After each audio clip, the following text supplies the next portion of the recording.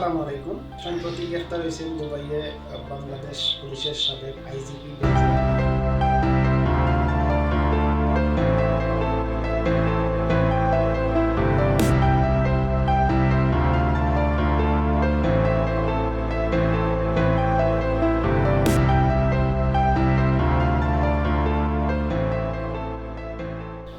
বেনজির আহমেদ গ্রেফতার হয়েছেন। ওনারা কি বাংলাদেশ সরকার নিতে পারবে? আমি বুঝি পারবে না। কারণ হইল আপনারা বিস্তারিত এই ভিডিওটা দেখবেন, এরপরে বুঝবেন আমার আলোচনার সামনে। দেখেন, দুবাইয়ের সাথে বাংলাদেশের কোনো দ্বিপাক্ষিক রাজনৈতিক বন্দি বিনিময় চুক্তি নাই প্রথমত।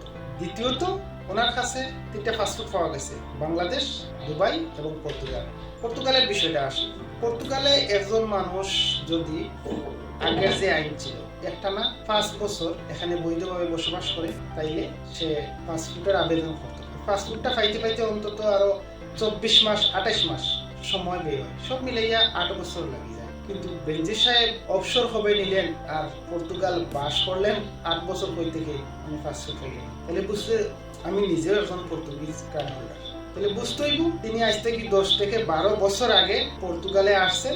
আইসা নাম বা পরিচয় কোনো কিছু চেঞ্জ করিয়া অদল বদল করিয়া উনি এটা অবৈধভাবে এখানে বসবাস দেখাইয়ে তিনি পর্তুগিজ ন্যাশনালিটি নিয়েছেন। সাবজেক্ট 2, তিনি দুবাই পাসপোর্টধারী ইনভেস্টার। দুবাই পাসপোর্ট তো নাগরিকত্ব দেয় না, তাহলে তিনি কিভাবে দুবাই পাসপোর্ট নিলেন? দুবাইয়ে কিছুদিন আগে একটা আইন করা হয়েছিল, এখানে এত টাকা বিনিময় ইনভেস্ট করবেন, ওইটার বিনিময়ে আপনি তার রেসিডেন্ট। দুবাইয়ে বিগত 4 থেকে 5 বছর আগে একটা আইন করছিল ইনভেস্টার হিসাবে, যে আপনি এত টাকা ইনভেস্ট করবেন এই বিজনেসের মাধ্যমে বা এই ফর্মালিটি মেনটেন করবেন, তার ন্যাশনালিটি পাবেন।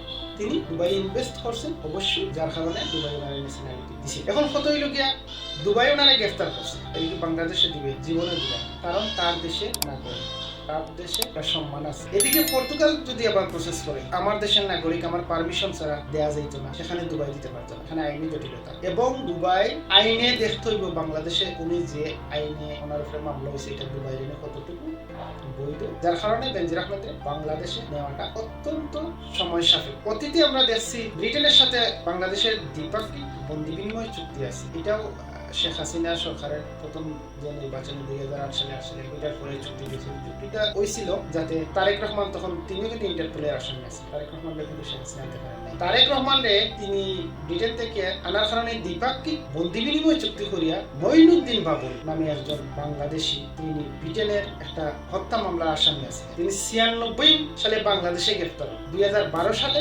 বাংলাদেশ এই মঈনুদ্দিন বাবুলকে লন্ডনে দ্বিপাক্ষিক বন্দি বিনিময় চুক্তির মাধ্যমে হস্তান্তর করে। ভারতের সাথে আমাদের বন্দি বিনিময় চুক্তি আছে, অনেক প্রক্রিয়ার বিষয়। দেখেন, ব্রিটেনের মতো দেশের একজন আসামি বাংলাদেশ সরকার থেকে নিতে, বাংলাদেশের নাগরিক ব্রিটেনের দ্বৈত নাগরিক আছে, সেই মানুষটারে নিতে লন্ডনের, সেই মানুষটারে ব্রিটেন নিতে 96 থেকে 2012 সাল পর্যন্ত আইনি জটিলতা সাফার প্রায় 1 যুগ। সেই জায়গায় বেনজির আহমেদরে বাংলাদেশে 6 মাস 9 মাস 1 বছরে অতি শীঘ্রই যে কোনোভাবে নেওয়াটা অত্যন্ত আমি মনে করি। দেখা যাক, বাংলাদেশ সরকারের স্বরাষ্ট্রমন্ত্রী সালাউদ্দিন আহমেদ কিন্তু বলছেন যে আমরা যত দ্রুত সম্ভব আমরা বেনজির আহমেদরে বাংলাদেশে রিটার্ন করি। আমি আমার যে অভিজ্ঞতা এবং আমার যে বিশ্লেষণ সেটা আমি আপনার সামনে তুলে ধরলাম। ধন্যবাদ সবাই, আল্লাহ হাফিজ।